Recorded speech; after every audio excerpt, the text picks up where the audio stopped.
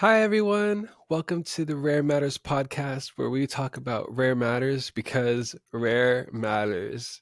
I'm your host, Mikey Stone. It is so good to be with everybody today.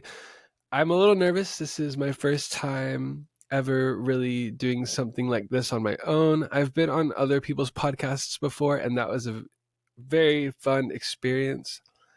But I wanted to continue exploring this world of creating. I've always been a creator. Most of you know me from TikTok. I have shared my journey about dealing with a rare and undiagnosed disease. I have always had a ton of medical problems as a kid. And it's just been a lot for me. But I found out through talking about it and sharing my stories, I have found that I don't feel so alone and that there are other people going through the same exact thing or something similar. And they're also waiting to reach out to people to also feel less alone and just connect. So I do this in solidarity with everyone out there going through similar struggles, with people who have chronic medical problems, people who just can't seem to get answers, who are medical anomalies, I guess you could say. And I just want to keep putting myself out there and to keep putting my message out there and my story, and maybe it'll come across the right people. Maybe I'll even get more answers of my own. This is also very therapeutic for me.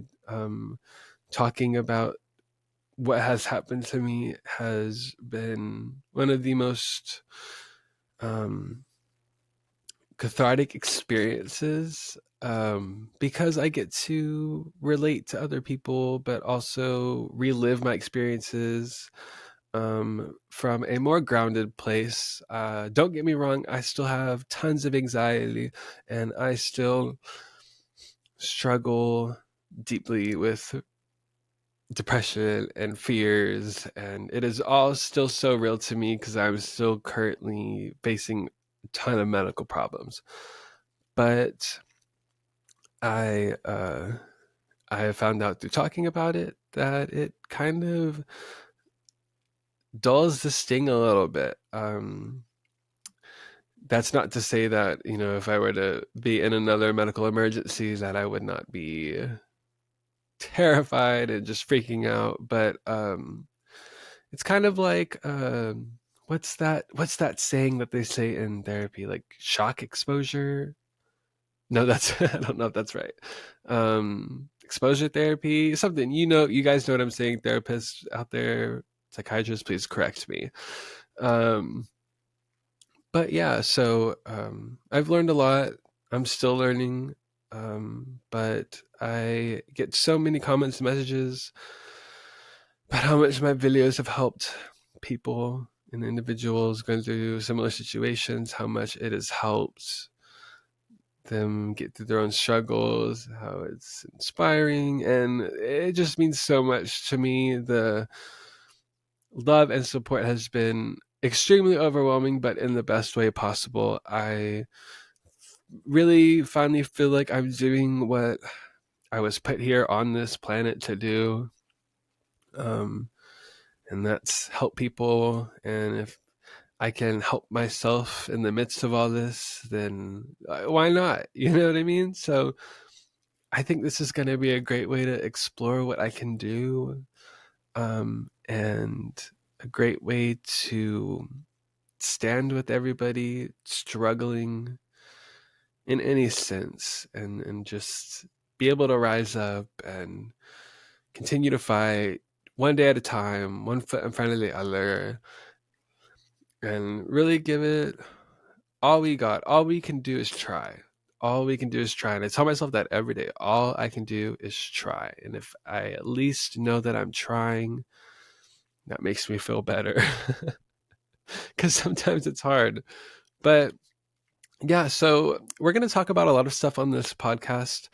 I'm excited to see what this turns into. There's so many topics I want to cover. I definitely will have guests on in the future. I'm going to be talking about some hot topics like medical gaslighting. That has been like a huge topic that has been so requested ever since I started making just my TikTok videos. So we're going to be talking a lot about that. We're going to be talking about what it's like living with a disability as an adult. Who's, I'm newly disabled. I never thought that at 24 I would have my own walker and a cane like that. If you would have told me that 2 years ago, I would have been like, "You're totally lying. Like that's crazy." But yeah, no, here we are. And I'm gonna share a lot about my experiences and my stories. And when I disclaimer, just want to get this out of the way. When I talk about my experiences and my stories, I am in no way putting you guys under an umbrella or in a specific category. These are just my experiences, and your experiences are valid. Your experiences are unique to you. Your own struggles are unique to you. I always say different boat, same ocean, because we all have different struggles. All of our stories are different. Even if we have similar problems, it's all different. It's all unique to us. And we have our own feelings that are valid and we process our own ways. All I can do is lend out advice um, and how I handle things, but it's just from my perspective. I am in no way telling you guys how to feel, what you guys should do, because sometimes I don't even know what I'm doing or what I should do. Um, so this is all, take it with a grain of salt. I'm just here to talk about anything and everything, the heavy stuff, the light stuff, the funny stuff. I'm going to share all types of stories with you guys. And this has been a long time coming. I am just so excited. Today, I want to spend this episode kind of talking about my story so far. I know I've shared a lot on TikTok, and you guys have probably heard this so many times, but I'm going to go a little bit more in depth today. Just so, since this is our first time here, just so you guys can get a little bit more of a background of me, what my life was like before, what my life has been like during, what I hope my life will be like in the future. I have no idea. I don't have a script. I did plan on writing a script and like jotting down all my thoughts, what I wanted to talk about, but I honestly just kind of wanted to dive in and just see where it takes me, because why not? I kind of thrive in chaos. I don't know. I'm good in a crisis. What can I say? So whether you are watching this on YouTube or you are listening to the audio version of this somewhere on some podcast platform, sit back, relax, grab a bevy. I've got some water here. Grab a snack. Honestly, just hang out, chill. We're gonna get comfortable. We're gonna get pretty close with each other. I can already tell you that right now. Um, yeah, I don't know if there's anything else that I want to go over, but yeah. So my name is Mikey. I'm 24. I'll be 25, and let's see, it's April. Like 2 months, I'll be 25. It's 5 years to 30. I feel like I just turned 21. The last 4 years have really flown by. But yeah, I've always had medical problems. I was born and raised in Texas. I'm a Texas boy. West Texas specifically. So like desert, lots of sand, lots of cactus. um, I remember having my first real medical experience when I was like maybe 3 or 4. I had really bad, what they thought at the time was eczema. But turns out it was a genetic skin disease. But I will definitely get into that. I will touch on that. That was very interesting to find out this year. My biological mother told me when I was my biological mother and both of my grandmothers, my mom's mom and my dad's mom, have both told me that I had seizures as an infant, and I wasn't really aware of this until my most recent medical problems started happening. So that was super great to find out. Like, oh, fun fact about me. But yeah, so apparently I had seizures when I was a kid. Um, and when they told me this, it started to make sense because there was an incident when I was 6. And I've talked about this a little bit before on TikTok, but I was 6 years old. We were in like Waco or somewhere like that. I was with my grandfather and his wife, and we were visiting his wife's family in Waco. They had a really really cool house out there, out in the middle of nowhere. It was kind of like an old ranch, but there were no horses or livestock or anything. But it was just a huge house, really pretty. And there was a little petting zoo there. I don't know if it's still there or if it was just like one of those that comes through town. But it's not funny. It's just kind of crazy to me now, so I laugh about it. I remember they had these horses that were like on this, like they were tied to this like carousel thing, and it wasn't big at all, and the horses were tied to it, so it would just go around and around. The people would put you on there, put the kids on the back of a horse, and you just ride it around a few times, like a literal carousel, not like the carnival ones, but like with real horses. It was really cool. I thought it was cool. So I remember I was like, I want to do that. So we go over there, we get in line. Line goes by pretty quick, and then before I know it, I'm on the back of this horse, and I'm so excited. Um, we go around a couple times, and then I kind of just remember feeling like really tired all of a sudden and spacing out. And then all of a sudden, I wasn't on the horse anymore. I don't know if that makes sense, but no, probably not. I mean, it's really hard for me to comprehend. But it was like I was nowhere. It was so weird. And then all of a sudden, the horse I was on just started like bucking and neighing, and it was just like so jarring that I just like snapped right back into it. And then all of a sudden I was on the horse, and I just remember my heart was beating really fast. I was like, what was that? What just happened? That was really weird. Um, it was a very strange experience, and later found out that that was a absent seizure.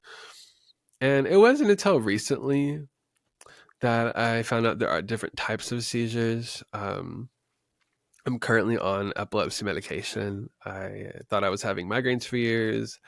I thought I was having, and then they got worse, and I thought I was having strokes. And yeah, it turns out I'm having seizures. Very crazy. I was very mad at my doctors. I was like, "You guys, what's going on?" Um, but we'll also get into that. I'm kind of jumping ahead, but so that happened when I was 10 years old. I was diagnosed with a bone tumor called the osteochondroma. It was on my outer right thigh, kind of above my knee. Um, I remember I was playing track. Playing track. I was running in track. I was like 5th grade, and I hit my leg on like the side of the bleachers or something weird like that. And that's how I found it. And I felt it and I was like, oh, there's like something right there. It's really hard and it feels like a ball. And it was a bone tumor. So my small town rural West Texas doctor sent us to Dallas to the Scottish Rite Hospital for Children, which is an amazing hospital. Gosh, I love that hospital. If there was a place to be a sick kid at, I'm glad it was Scottish Rite Hospital in Dallas. It was just an amazing place. Every time I went there, it just felt like a fairy tale. They had so many cool stuff. Like in their atrium, they have this like giant art sculpture of a airplane and all these like things hanging off of it. It's very, very cool. You guys should look it up if you can. Actually, I think I can show you guys a picture for those of you that are enjoying this on YouTube, not on audio. I'm so sorry. Just 1 second, my friends. Okay, so trying to find. Oh yeah, here it is. Wow. Okay, let's see if I could share the screen. Okay, yeah. So yeah, this is the sculpture, and every time you come in to check in, this is like the first thing you see, and I just remember it being so colorful and playful, and there's these little propellers that are flowers. There's all these cool characters in it. I mean, it was just awesome. Yeah, the inside was really cool. I mean, like it was for kids. I mean, you could tell it was there to calm the kids. But yeah, I loved it. I just can't go on enough about this hospital. So, went there, met with the surgeon, had my surgery, and it was so successful. They got the entire tumor. It was benign, and that was amazing news. So, it was benign, and I don't think I was there for that long after the surgery. I was maybe there for 2 days, and then I got to make the big drive back home with my family, back to West Texas. It was about like a 5-6 hour drive. So pretty long time to be in a car after just having a chunk of bone cut out of your leg.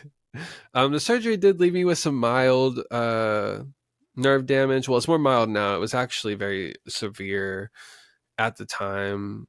Kind of up until like high school, I started noticing. After high school, I started noticing some improvements. But I had like no feeling in my knee until like I was a senior in high school, and then it just started coming back, and now it's almost back to normal. And then at 12 years old, they were doing a scoliosis check at our school. The school nurses came, made you take your shirt off, and they went down your spine with like their finger, and they said, oh, we think you have scoliosis. You got to go to a doctor.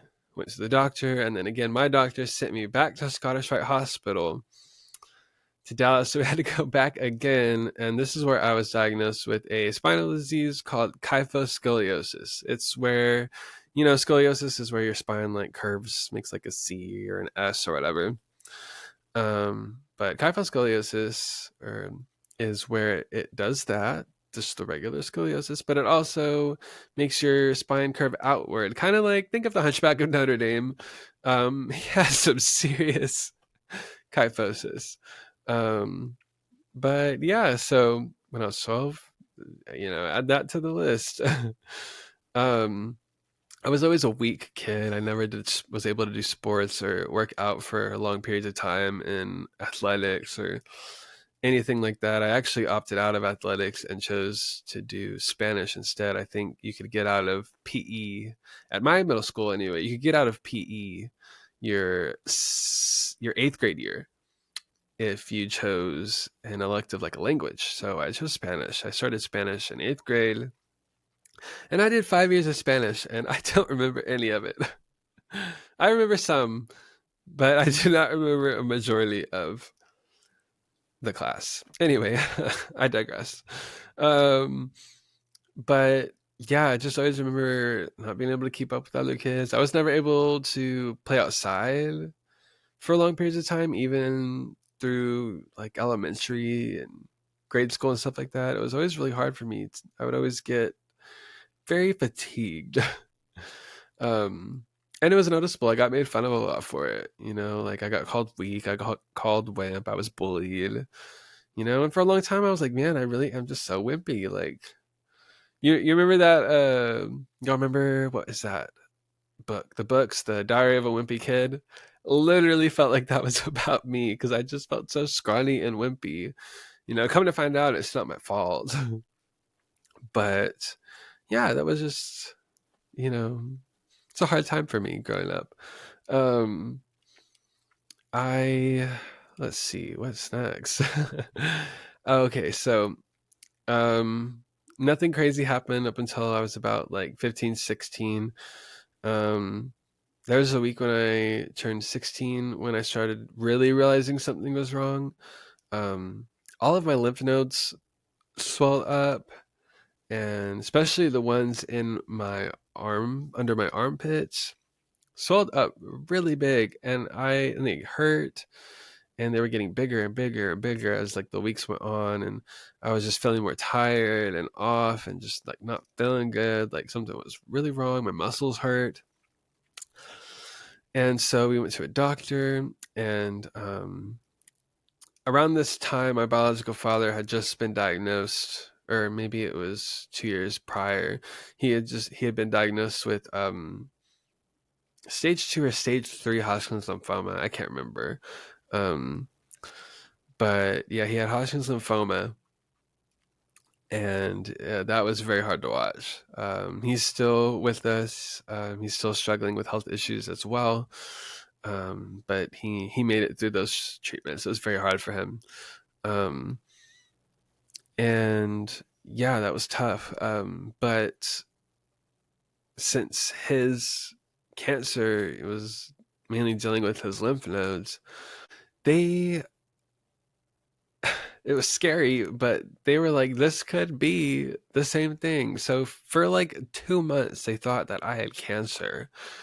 And the reason why they didn't really go off of my blood work was because my father's blood work was completely fine, but he had 23 tumors with his blood work being completely fine. They did a PET scan, and that's how they found his 23 tumors. He had 20, like literally, I cannot make this up. He had 23 tumors, and his blood work was normal. And he looked so healthy. I remember he looked so great, and people were being like, you look the best ever. Like, he did not look sick. It was very weird. So after, we told that, my doctors didn't really go off my blood work. They were like, we need to take one of these out. And I'm like, what? Another surgery? So yeah, I am at 16. They attempted to do the first biopsy, which was under my right armpit. Um, I was in the hospital. We went in for the surgery. They put me under, started the surgery to do the biopsy to remove the lymph node. And I remember waking up and the surgeon just standing over me and being like, Mr. Stone, I'm so sorry. We had to close you up. We couldn't find it. And I'm like, what do you mean you can't find it? It's right there. And like I started to reach for it, and she was like, oh no, don't touch, don't touch. And I was like, oh, okay. I was still a little messed up on anesthesia, but um yeah, so I was very upset. I cried because I was like, oh, we just did all that for nothing. And it was very a lot of big feelings is what I call them. I call them big feelings because they were big feelings for such a young guy. And yeah, so we did not stop there. We went to actually another children's hospital in Lubbock, Texas, where we met a pediatric surgeon, and she also agreed, no, something is very wrong. Let's take one out of your neck. So, also trigger warning. I should put trigger warnings on all of these because we're definitely going to be talking about some medical stuff. I'm going to share my stories, my surgery stories. Yeah. So just a heads up if you're squeamish, maybe skip ahead. I'm so sorry. Um, But yeah, so I checked into that hospital a few weeks after that first appointment and did my second attempt at a lymph node biopsy. We did it like right under my jaw on the right side. Um, and that was successful. They got that one. And when the pathology came back, she was like, you're not crazy. It's very jagged and mushy. And it doesn't look right. Something is wrong with it, but it's not cancer. So all I heard was it's not cancer, and I was like, okay, great, moving on. And we never really did go back to that. And I wish we did. I wish we continued trying to figure out what was wrong with that. But um, up until that point, from 16 or 15, I guess, to 16, 17, um, in between the years of those two biopsies, they had sent me to infectious disease specialists. They had sent me to oncologists, hematologists, immunology, so many specialties. And nobody could ever figure out what was wrong with me. So as a kid, I'm on the edge of 17. Hey, Stevie Nicks. I was on the edge of 17, feeling like so hopeless and feeling like this was all for nothing. Like, if they can't figure it out, then why did I go through all this, And I was young and I was just ready to live my life. I was just so way too excited about going to college in the future and just living my own life that I just wanted to be done with doctors. And so I stopped going to doctors for a long time, from 17, age of 7, like 18 to 21. I want to say 22. I didn't go to the doctors, and I didn't feel great that whole time. I noticed a lot of things wrong, but I just didn't go because as a kid, I'd seen so many doctors, and most of them had no answers for me.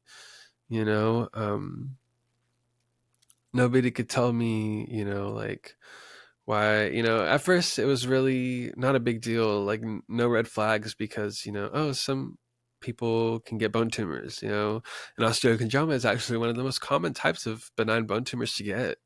So it's not super out there that happens, right? Same with kyphoscoliosis. Some people just get it. Some people just have it. They're born with it. You know, um, back then there were real red flags. There was one doctor when I was 17 that was kind of putting the pieces together and being like, there's something bigger going on here, and I think that we should look into it. But like I said, I was just so over it. I was so done. I wanted to just be done. Nobody could tell me anything. It was my life, and I'm choosing to be done with doctors. So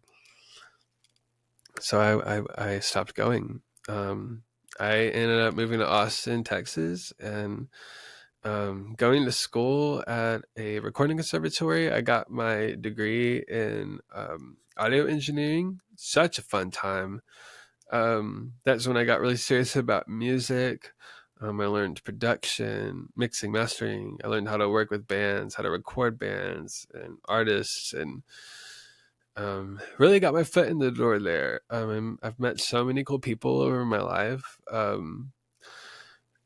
And my time in Austin and in the music scene, it is just such a fun time. I'm sure, as you can imagine. I mean, so it was a lot of partying, lots of late nights at the studio. I would be at the studio while I was in school from 6 p.m. to 6 a.m. I mean, sometimes even longer. We would sleep at the studio. And all of this just really just distracted me more, and I was getting what I wanted. For once, nobody knew my story. Nobody knew me as a sick kid. Growing up, everyone in my school always kind of knew that I had medical problems. It was very embarrassing. I was always out of school a lot. I did marching band, and I did color guard in high school. Another fun fact about me, but she did not see that coming. I did do color guard.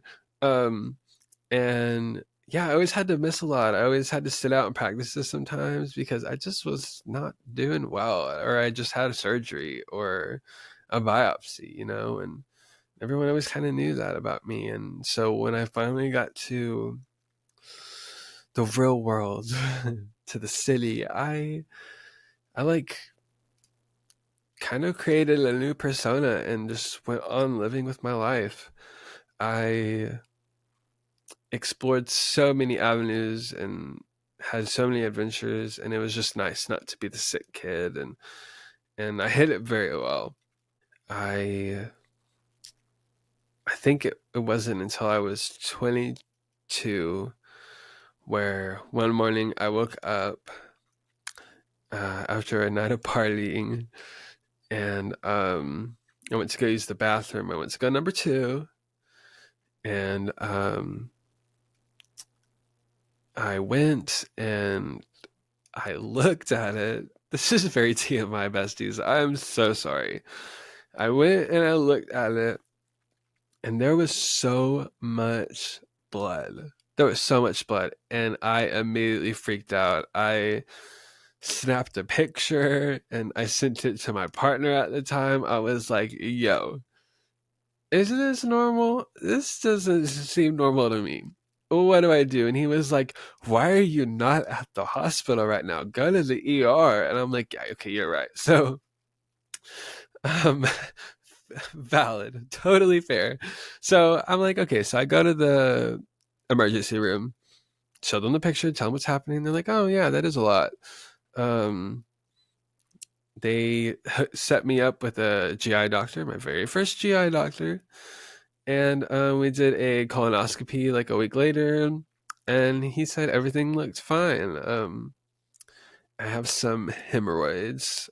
Super embarrassing, but since we're gonna talk about it all on here, might as well,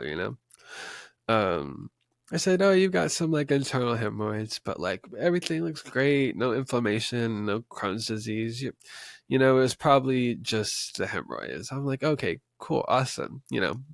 Again, moving on. Um, and when he told me that, I was so relieved. I was like, "Oh yes, I don't have to do this anymore. Like, no more doctors. We're good." Had a little scare, but we're moving on.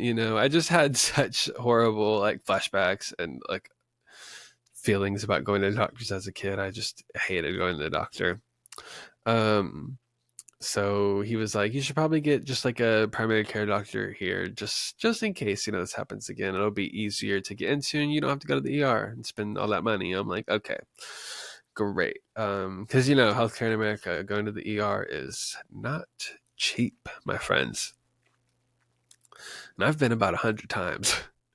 It adds up. Um, so yeah,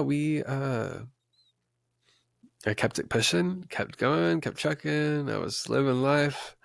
Um, I actually, during after this, made the decision to move to the beautiful state of Colorado. Ugh, I miss it so much. I love Colorado. Favorite place on this planet. I really found myself. I found out who I was in the mountains, in that beautiful state. Just an amazing place. If you have not visited, highly recommend. Bring oxygen though, because it did take me about 6 months to feel normal. There is no oxygen up there. I mean, it was hard to breathe, but such a beautiful place. It wasn't actually until the end of 2022 I started having some more problems. I am up until that point I had been there for, let's see, I moved there in March of 2022. I got a job at a taco shop. Shout out Torchy's Tacos. Love you, miss you. Best job I ever had. So fun, such cool people. It's actually a Texas thing. So I ate it all the time in Austin. And when I moved there, I saw that they had one, and I was looking for a job. I was like, I already know the menu. I got this. Let me just apply, and I got the job. And I was the cashier, server, whatever. It was so fun. um, but it wasn't all that fun towards the end. I had um, been exploring Colorado during this time. I really felt like I was glowing up, guys. I thought I was having a glow up. Um, I was little Mr. Independent, and I was having a great time. It was very hard to make friends there, though. I kind of turned into not a recluse, just was really focused on working and like building my bank account. You know what I mean? Like I was 23 at the time, 22, 23. So I was like, yeah, like I need to step up the cash flow, you know? So I was working 12-hour doubles. I was putting in them hours, you know, like, and tips were great, I must say. And I really wish I could do that kind of work again. Maybe, hopefully, someday in some way. But um, sorry, and I go on so many tangents. You guys will hear me do that. I I flew out to LA in September of 2022 just for a weekend with my friends. Um, so I flew out from Colorado Springs, flew into LA, met everyone, and it was an amazing weekend. But one of the first things that my friends said to me was, Mikey, oh my gosh, you've gotten so skinny. And I was like, oh, thank you so much, you know, like, and I had noticed, but sorry, that was my Alexa. They were like, you got so skinny. And I was like, thank you guys so much. And I had noticed, but I wasn't thinking anything about it because I didn't really feel bad at this point. And then my friend was also like, but Mikey, your hair is like falling out. Like, it's thinning. And I was like, oh, well, you know, I had actually noticed this as well, and I had researched it, and I had researched. The research said that I say research. It's Doctor Google.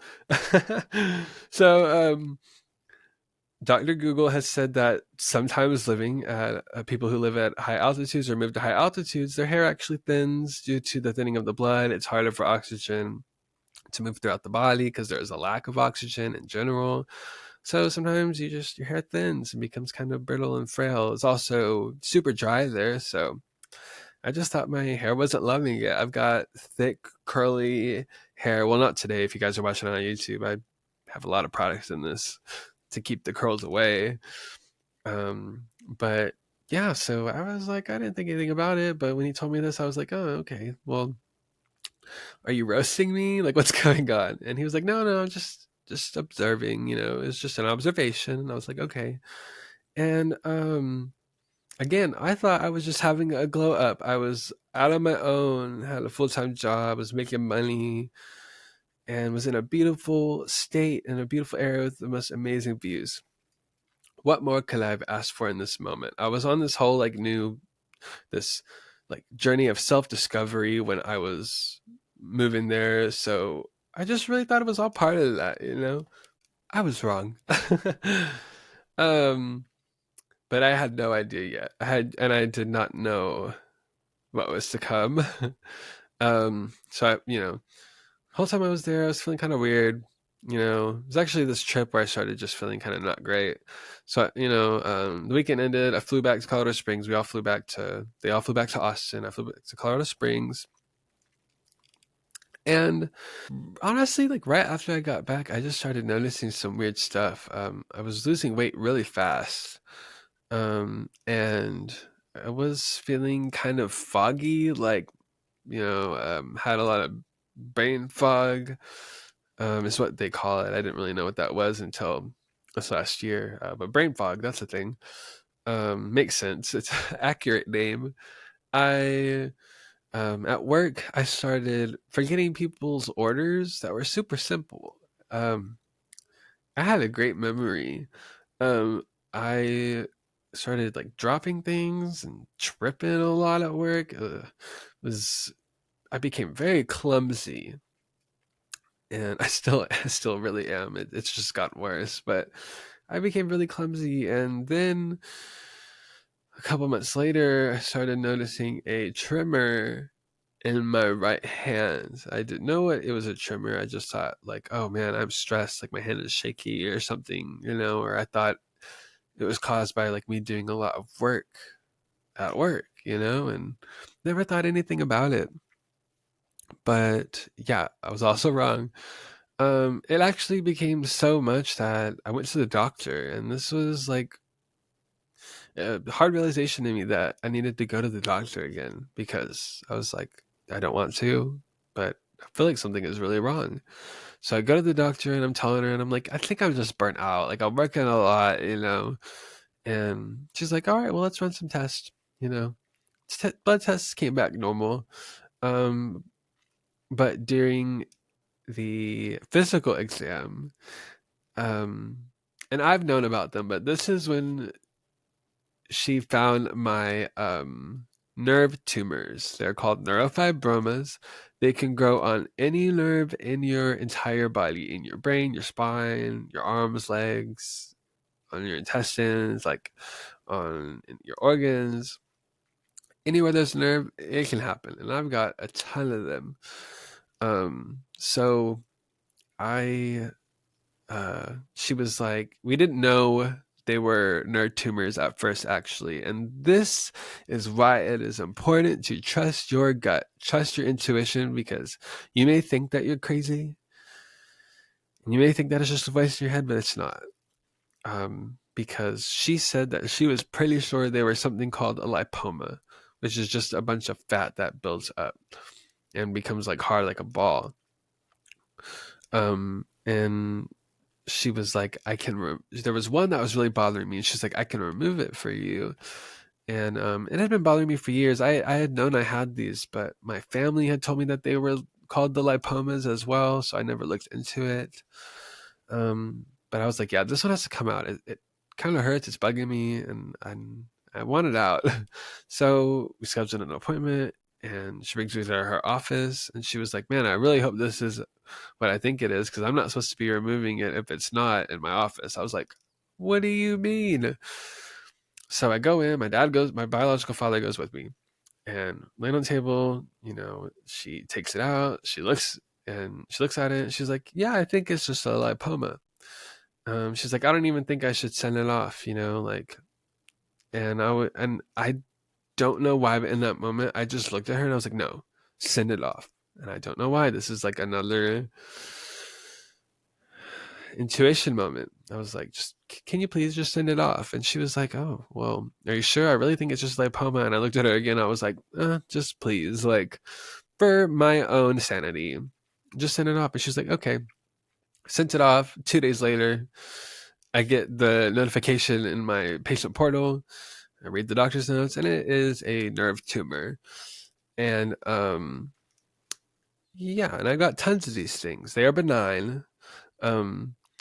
But so that was something new, and then I'm kind of thinking like, oh, here we go again. I kind of knew my body was spiraling again, but the other ones weren't bothering me, so I was like, well, maybe there's nothing else to do. So I was having a lot of memory problems, cognitive problems, and it was honestly getting too much that I put in my notice to my job and I left, and I was just going to chill for a while because I just was like not feeling great. Fast forward to like the weekend before Valentine's Day. I fly out to Austin for my friend's birthday, and it was again another great weekend with my friends. We have so much fun, but we I didn't have the best time because the whole weekend I was feeling not well. I was very unwell, not doing good. I felt very dizzy. I felt like I kind of had a fever. I kind of felt like I was in a dream. It was very weird. I noticed I could not use the restroom. I noticed I could not use the restroom in terms of going number one or number two. Definitely could not go number two. Number one, I could kind of go. I'm talking about it like we're children. Yeah, I could not pee. It's very hard. I had to like push on my like stomach area to pee. And I my friend, it actually came time for me to fly back to Colorado. I honestly was just like, I just want to go home because I'm not feeling well and I just need to get home and I just want to lay in bed. I had been sleeping on my friend's couch for the entire weekend. We were partying the whole weekend, but I was just ready to go home. But on the way to the airport, I think it was actually, no, it's actually, we get there and we park in the parking garage and she just looks at me and she was like, "You do not look good." And I looked at her and I was like, "Dude, I really do not feel good. Like, I really think something is wrong, like really, really wrong. And I'm not just saying that." And she was like, should I take you to the emergency room? And I was like, I don't know. I really don't want to miss this flight because she had bought me the flights, for my friend's birthday. It was so generous of her. And I did have a great time. It was so good to see them. I missed them so much. But yeah, it was just something wasn't right. So I was like, yeah, just take me and I'll pay you back for the flight. And she was so sweet. She's like, "No, do not worry about it. We're going and we're going to get you checked out." So we go and go in there and tell them like, "Hey, my stomach kind of hurts. I feel really nauseous, dizzy." Tell them basically everything I just told you guys. And they were like, "Oh, okay. Well, it's probably just a virus. You were on a plane, could have got COVID." And I was like, "Oh, okay. Yeah." And I was like, "But something's really wrong. Like, I feel like I've never experienced this before. Like, this feels different, like really wrong." And he was like, I mean, just take these pills for dizziness for a while and maybe it'll get better. And they tested me for COVID and I was negative, and they're like, "Well, maybe it's just a virus," and honestly, they sent me home. So I called my mom, who is my grandmother. When I refer to my biological parents, I'll say biological parents. I was raised by my dad's mom, my grandmother. So just in context, because it gets confusing. My family tree is insane. I have tried to draw it out for my friends. They still don't understand it, and I do not blame them. It's very confusing. So if you hear me say mom, I mean my grandmother. I will refer to my biological parents as biological parents. But okay, yeah. Anyway, that's out of the way now. Just don't want to confuse you guys. So my mom came to pick me up from our hometown where I'm at now, and drove 3 hours to Austin. And she said the same thing, like, "You don't look good." And I'm like, "I don't feel good. Let's get in the car." And we get home, and I told her I was just like, "I really want to go back to Colorado, but I don't feel right. I feel like something's wrong." And she was just like, "We'll just stay for a couple of days. If you feel worse tomorrow, we'll go back to the ER." And I was like, "Okay." So the next day came, and as soon as I woke up, I was like, "Oh my God, something is wrong. I feel like I'm dying." And I need to be in the emergency room like 10 hours ago. Like, let's pack it up. Let's get in the car. Let's move it. Let's get it. Scoot the boot. Let's get it rolling. And she takes me to the urgent care across the street from the big hospital. Just in case it wasn't anything crazy, I was not trying to pay hospital prices for something that didn't need to be at the hospital for, But I did know it was serious, just didn't want to pay for it. And that's man, American healthcare is just, it's sad when you need to go to the hospital, but you don't want to pay for it. But yeah, anyway, we go to the urgent care across the street, just a small little urgent care, and I go to the counter, and I don't know why I said this. Again, besties, this is where your intuition comes in, and I have learned to trust it since then because I didn't even have to think. this voice just came in my head, and this is what I said. I go up to the counter and I said, "Hi, I need to see a doctor. I think that I have a blocked or a twisted intestine." Like, why would I say that? Like, what made me think that? I have no idea. Um, I have no idea. It didn't even feel intestinal. It just felt like my stomach or something. I don't know. It was a very weird feeling too. I've never been able to fully describe it. Um, but they told me, "Oh, well, if it's that, we can't really do scans here, so you're just gonna have to go across the street anyway." And I was like, "Oh no!" So I was like, "Whatever." So we drive across the street. I go in, and I literally told them the same thing. I think I have a blocked and twisted intestine, and they literally look at me like I'm crazy. And I'm being so chill. I'm literally just like, "Look, something's off. Something's really wrong." So they take me back, get me a room, and this doctor, I'm just gonna say it, he was an asshole. This doctor comes in, and I get it. You have bad days, right? But like, just okay, yeah. So let me finish this part, I guess, before before we start judging him. Um, he's like, "So, what's going on?" And I told him, and I was like, "We were just at the urgent care over there, but they said to come over here." And he was like, "Why?" And I told him, I was like, "Well, they said something about a scan, not being able to do scans." And he was like, "Well, why would I do a scan?" And I told him, I was like, "Well, I think I have a blocked and twisted intestine." And he was like, "Oh, well, then what made you think that?" And I was like, "I don't know. I literally was just like, I don't know." And he was like, "Okay, well, we can do some blood work, and I can probably do a CAT scan, and then we'll get you out of here and on your way." And I was like, "Okay." And he didn't say anything after that. He like did not say anything. He was just being so like, just wanted to get me out of his emergency room. I get it. Um, and he, the radiologist comes in, and they make me drink those three big things of contrast. Like it's like a chalky milkshake with like a slight orange taste, but it's so horrible, and it just tastes so bad. So yeah, I drink those. They take me to CAT scan, and the radiologist face, he was kind of pale when he came back. He had a lot of color to his face when I went in, but then his face kind of was. He looked very concerned when he took me out of the CAT scan machine and was wheeling me back to my room. And he was like, "Okay, we'll get those results to you soon." And I was like, "Okay." He was like, "It should be about 30 minutes to an hour." I was like, "Okay, whatever. That's normal for a hospital." Not even 5 minutes later, that doctor that was very rude to me came, and he threw that door open like we were in Grey's Anatomy. And there was some interesting stuff going on.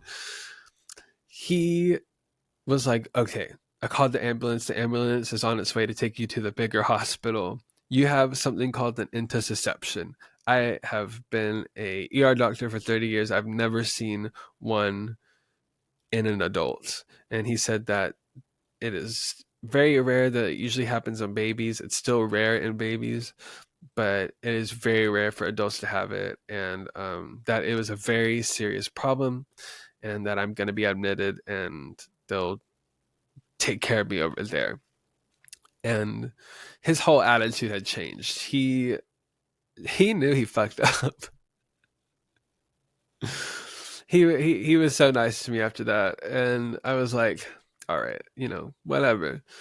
I may or may not have left a review after I got out of the hospital 2 weeks later, but anyway, I the ambulance came to pick me up within like 10 minutes, and I was on the way. And when I got there, those those memes where it's like, you're about to be very popular, you're about to meet a lot of people. Man, that is the truth. I get in there. There's like 10 doctors, like 10 nurses, like there are all these different specialties. They're asking me all these questions, and they're kind of explaining to me like, we in this entire hospital's history, we have never seen one in an adult. We don't know what to do. Your labs are okay. You're not septic. But basically, I had what was called the intussusception. It is when a section of your intestines slide into itself, like boop, like a telescope, or like if you're doing laundry and you're making a pair with a pair of socks, and you hold them next to each other, and then you push it in.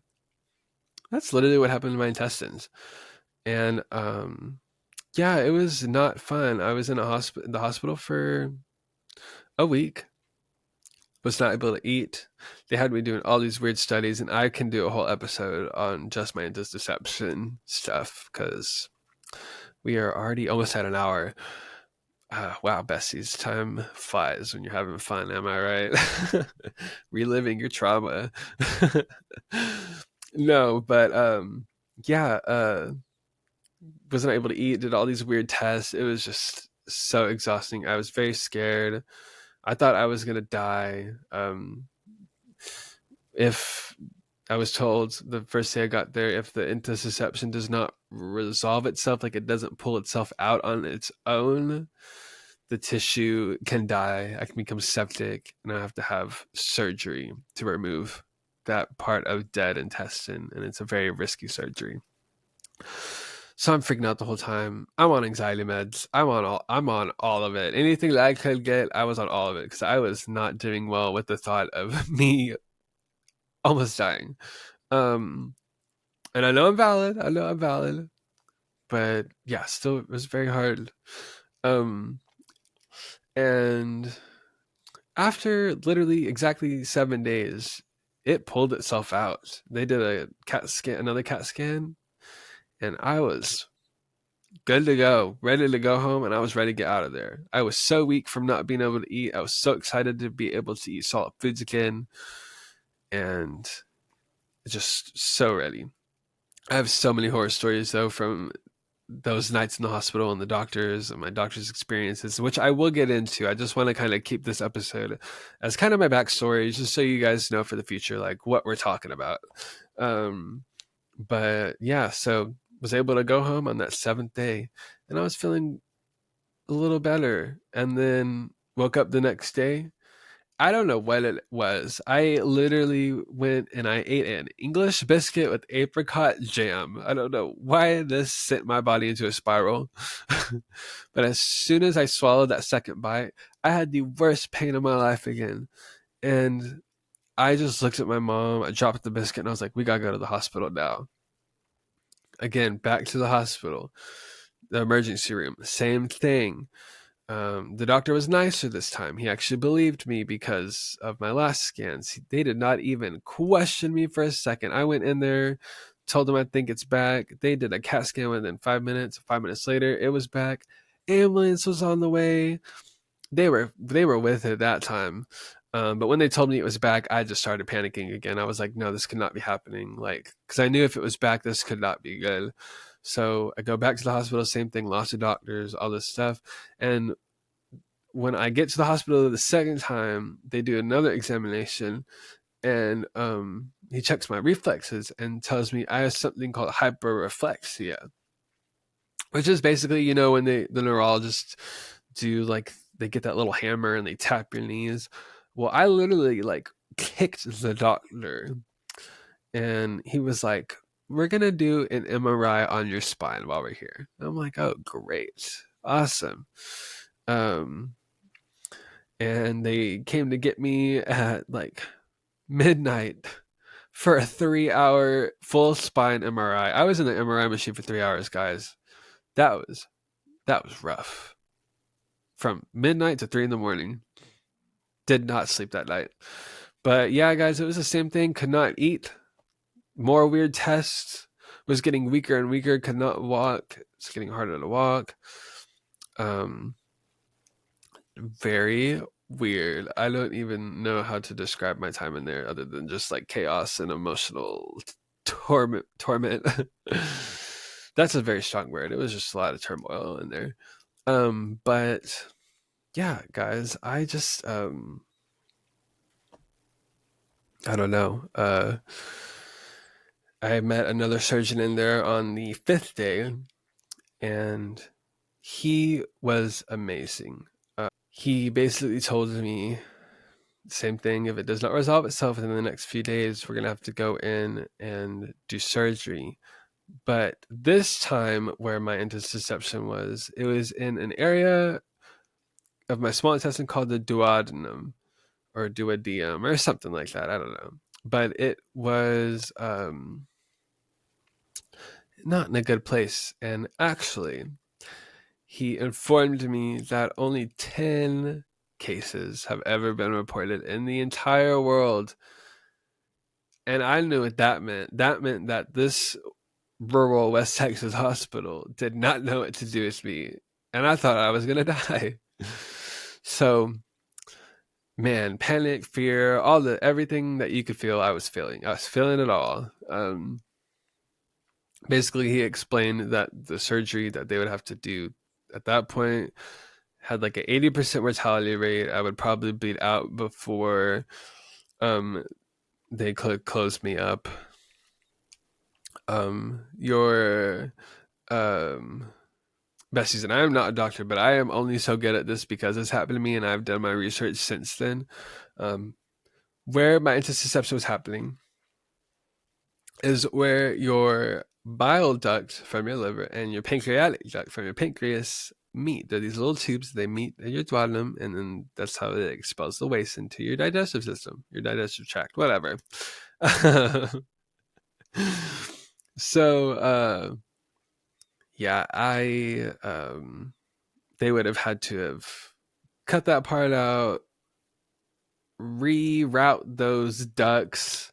I would have been left with short bowel syndrome, possibly a colostomy bag, all this scary stuff. And so for those last 2 days, man, I just prayed. I don't know who I was praying to, but I prayed to the universe. I prayed to the big man upstairs. I just was praying to anybody, anything that would listen to me just to make it go away. And thankfully, on the 7th day again, my intussusception resolved itself. And I got to go home that next day. I was in the hospital for a total of 2 weeks. They did a lot of scopes, scans, biopsies, tests, and I will get into all that in another episode. But yeah, just the weirdest stuff ever, guys. Ever since then, my digestive system has never been the same. I have a lot of problems now, a lot of foods I can't eat, I try to avoid. I have not had an intussusception since, though. It has been over a year. It was my year anniversary was February 14th on Valentine's Day this year. And I made a TikTok video about it. It got a lot of support and love, and I'm so appreciative. And it was very eye-opening to see how many people have also experienced the same thing, whether they were kids, which is when it was more common, but there was quite a few that have had it as adults also, and have actually had bowel resections as a result of it due to their organs dying. It's very sad, and my heart goes out to them. And even though it was very scary for me, I know that I'm so thankful and blessed, because it could have been so much worse. It could have not resolved itself, and so do not get me wrong. I'm so blessed and thankful to be here. But fun fact: adult intussusceptions only make up 5% of all intussusceptions. And that's why I talk a lot about it on TikTok, because not a lot of people know about it. I even get messages from healthcare workers that are like, I didn't even know what this is, or I only thought it happened in babies, or I thought the symptoms would have been different. And I'm like, that is exactly why I'm talking about it, because my symptoms were different. Mine was a rare case, and they almost sent me home. So that's why I'm talking about it. So, yeah. After that, my body was just never the same. A couple months later, I started. It just was harder to walk.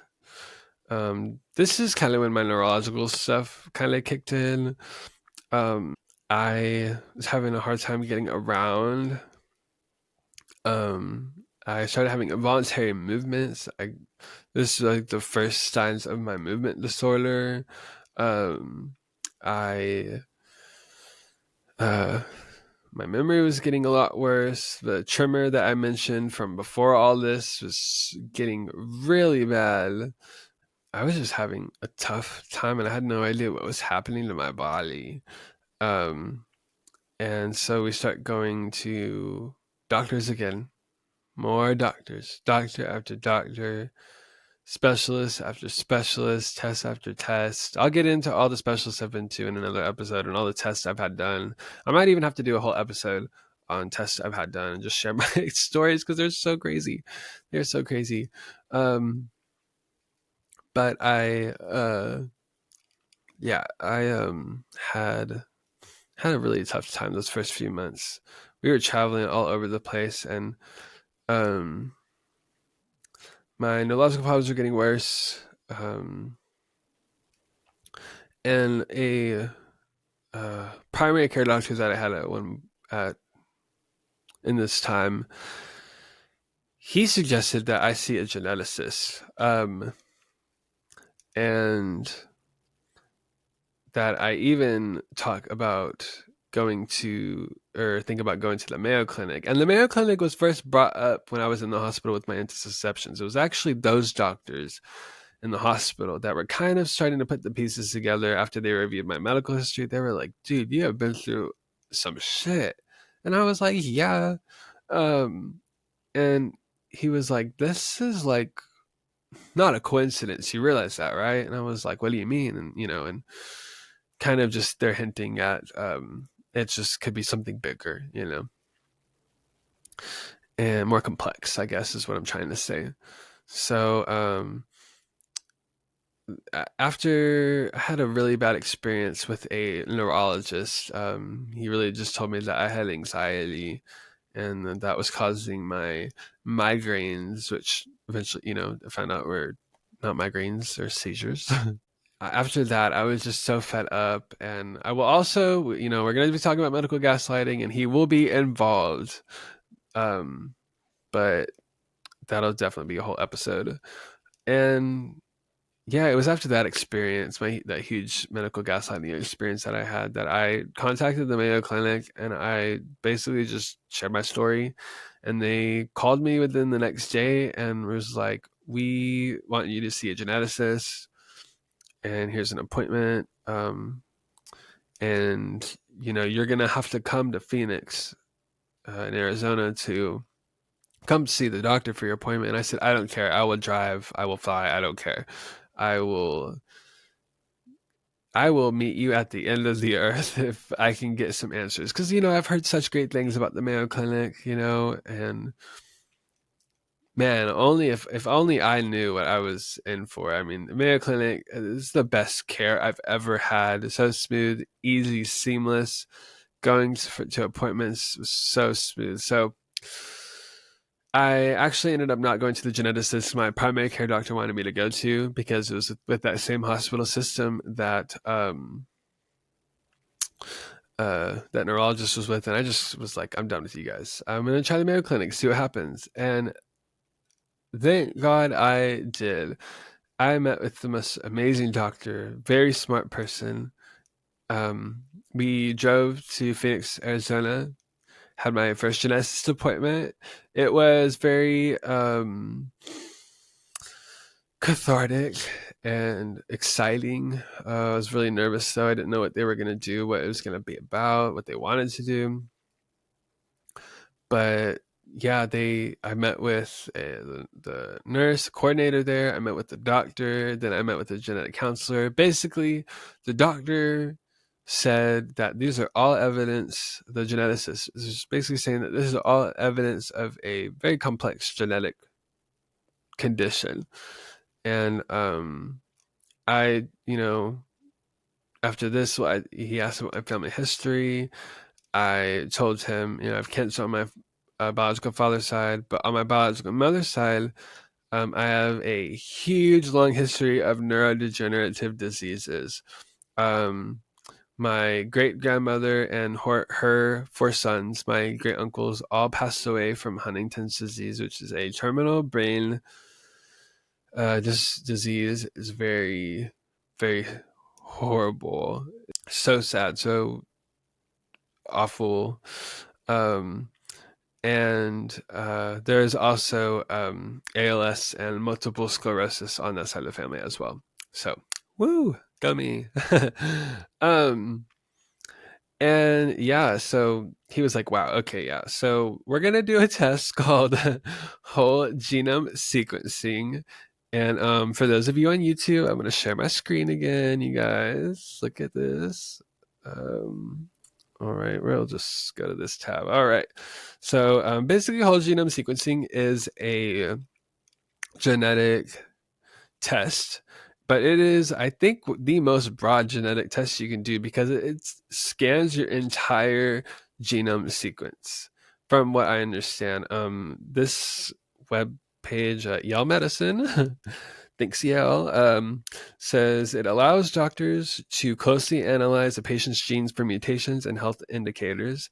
It can detect intellectual disabilities and developmental delays. So let's see what else it says here.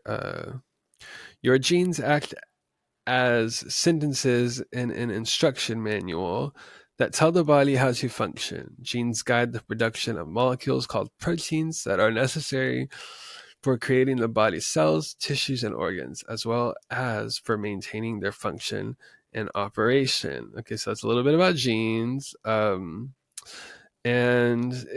it is a very detailed test. It's honestly just a blood test. It's very easy to do, but it takes 3 to 6 months to get your results. And best guys, when I say that was the longest 6 months of my entire life, it really was. Every day I just was going crazy, just like I cannot wait for my results. I cannot wait. I literally cannot wait. And I'm still like that with test results. It's hard to wait, man. It's just when you're just so on edge and yeah, all that stuff. But all the feelings, and I have to realize, results will come, and I have to feel the feelings. I've got to wait this out. I have to ride this out. Be strong. Easier said than done, though, right? And I'm still learning. I'm still learning about that. Yeah. So we get the results back, and it actually only picked up my genetic skin disease. So you know how I was saying at the beginning, I suffered from really bad eczema. My eyelids were bloody, my knuckles, hands were bloody, my skin was just so dry. It was very scary, very intense. I was in a lot of pain too. Well, it turns out that I actually have a double homozygous mutation in my FLG gene, which codes for filigrin. It's your filigrin gene. Filigrin, for what I understand, is a very essential protein chemical in your skin that helps create the protective barrier in your skin. So for this disease, when one copy is broken, you get the disease. But in my case, of course, both of my copies are broken. So my gene is not functioning at all. So I have very dry, rough skin. For those of you on YouTube, I don't know if you guys can see my hands, but I have a lot of lines in my hands. It's called hyperlinearity. Gosh, I'm doing a great job at these words. But yeah, the disease is called ichthyosis vulgaris. It's also known as like fish scale disease. It's super attractive, so hot, guys. I'm gonna put that in my Tinder bio. But I hope you guys think I'm funny. But yeah, so that was very great to find out. That was actually kind of did not expect to find that out. But now it made sense and put some puzzle pieces together for me. So, but at the end of the day, it did not explain, why I grow all these tumors, why my body grows weird things, why I have kyphoscoliosis and all this other stuff. There's a genetic disease called neurofibromatosis that they thought I have because I have these special birthmarks called cafe au lait spots. and I have the nerve tumors and neurofibromas, which those two are the trademark, the staple of neurofibromatosis. However, we did also separate neurofibromatosis DNA tests, genetic testing, and I was negative. So he said either I could have a genetic mutation they don't know about before, or a type of it that they have not found before. But yeah, so it didn't really find out much. It didn't find out why I was having these neurological problems and all this stuff. At this point, my neurological problems were very bad. I was using crutches to walk. Now I use a walker full time. Um, but it was just, yeah, it was very hard. And it was hard to have waited that long and have no real answers other than just like, oh yeah, like the FLG gene, but which is good to know, but it's not the most important thing to me.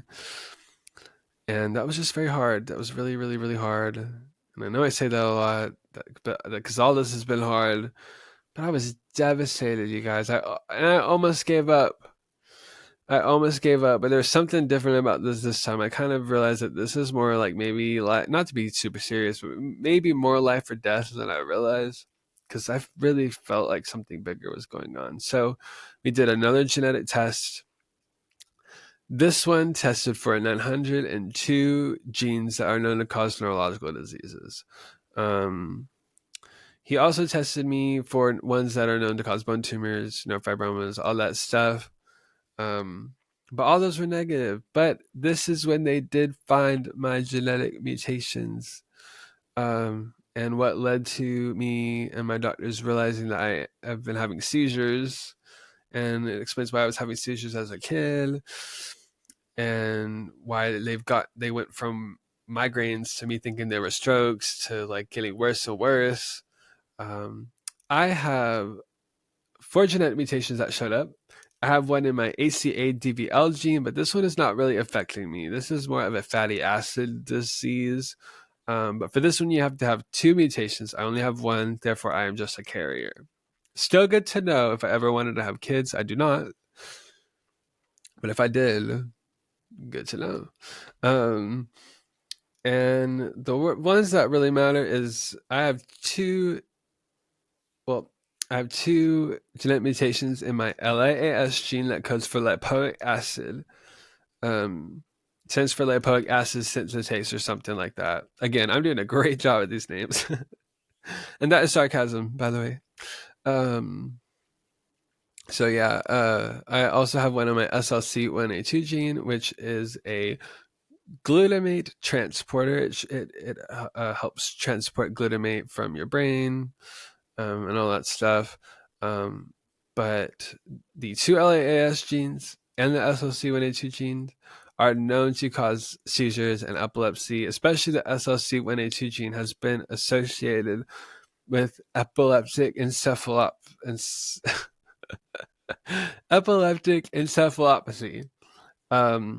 I wish I had honestly pulled these up earlier so you guys could see my genetic test results.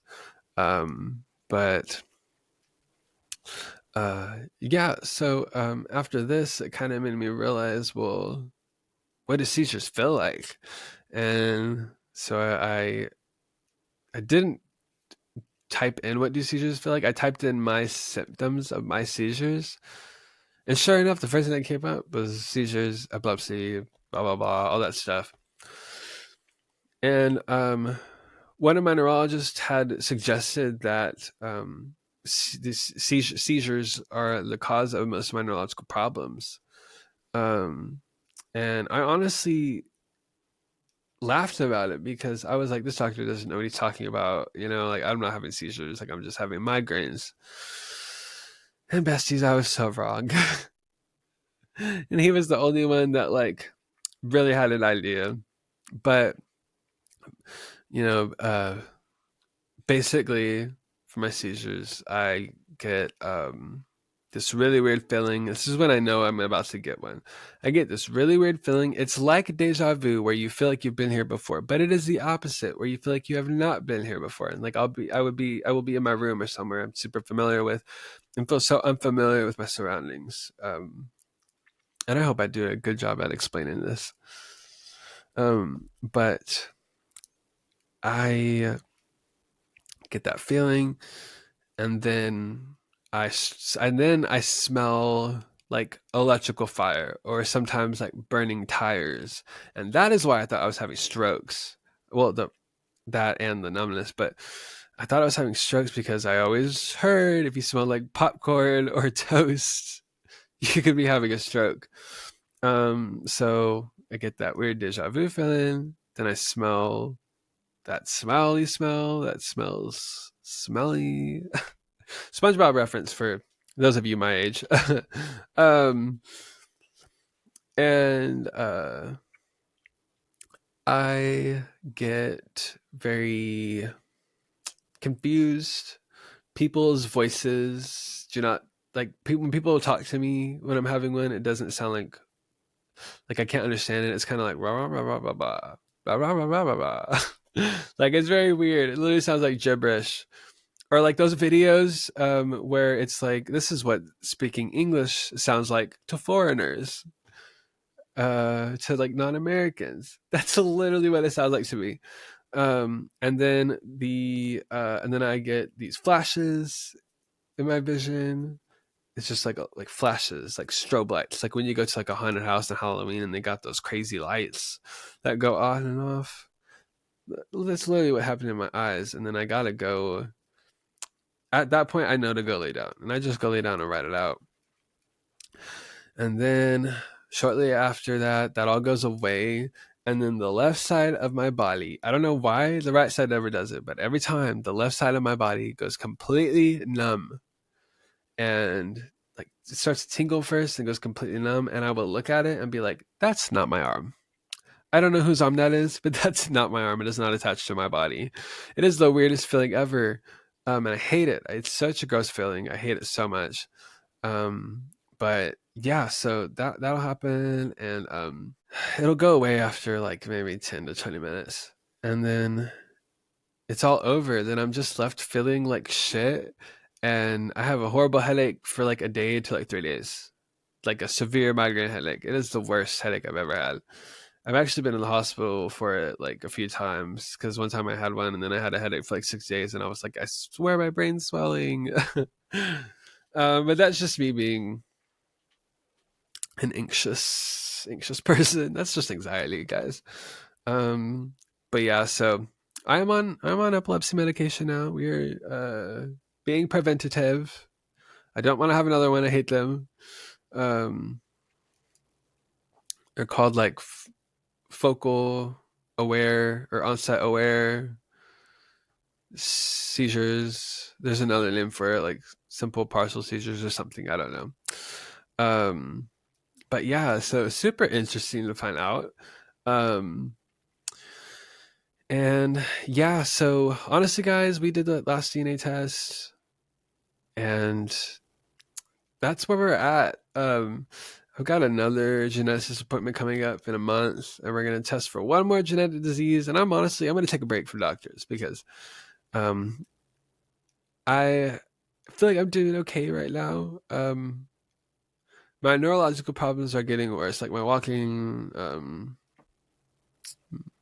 movements are like, my speech has gotten a little better. But my memory is super bad, and just all this other stuff, So some stuff I guess has gotten better, some stuff's gotten worse.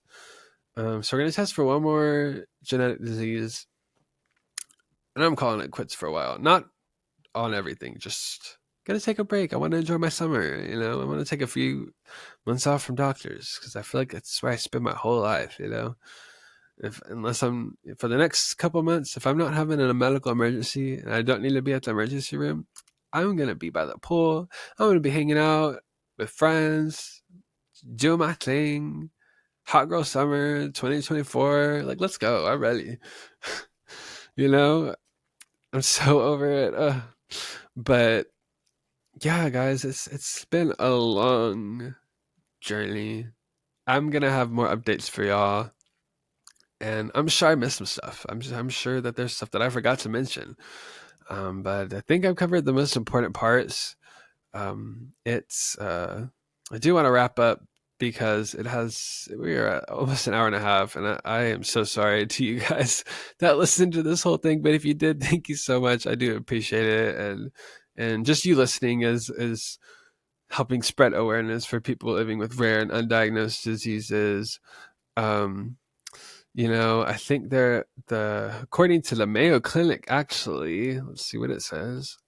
According to the Mayo Clinic, as many as 25 million Americans, and that's about 1 in 13 people, suffer from a rare or undiagnosed condition. April 29th has been designated Undiagnosed Disease Day to raise awareness that collectively rare diseases are relatively common. Um, People with rare diseases often spend years visiting different medical providers and clinics seeking answers to unexplained conditions. So yeah, it is. Yeah, check. That's me.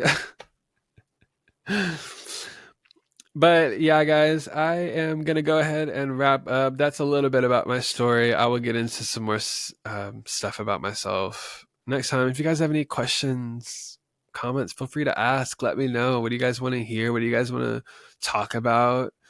Is there anybody specifically that you'd like to have on that maybe I should reach out to? I don't know. I mean, I don't know what I'm doing. This is just it's therapeutic for me, but I am here to spread awareness because it's so important. There's not enough people talking about this.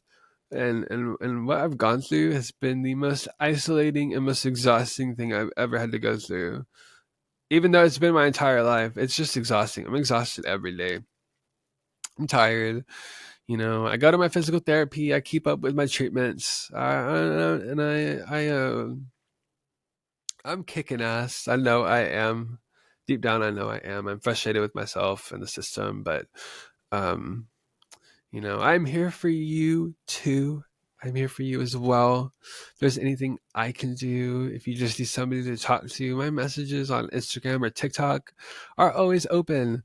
If I don't get to you right away, I'm so sorry. I get a lot of messages, and I want to make sure that I respond appropriately to each one with the same amount of care. With what's the word? I'm having a brain moment.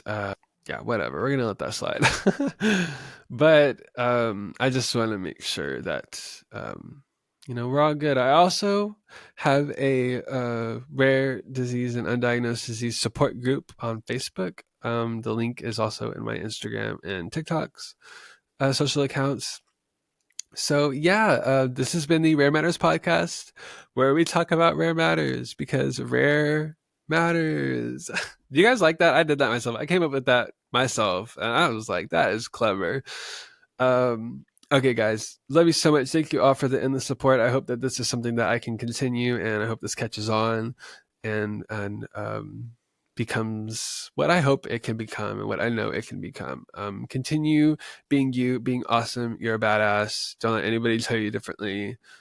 Take it one step at a time and be nice to yourself. You're doing an amazing job, my friends. I love you guys so much. And I will see you guys next time.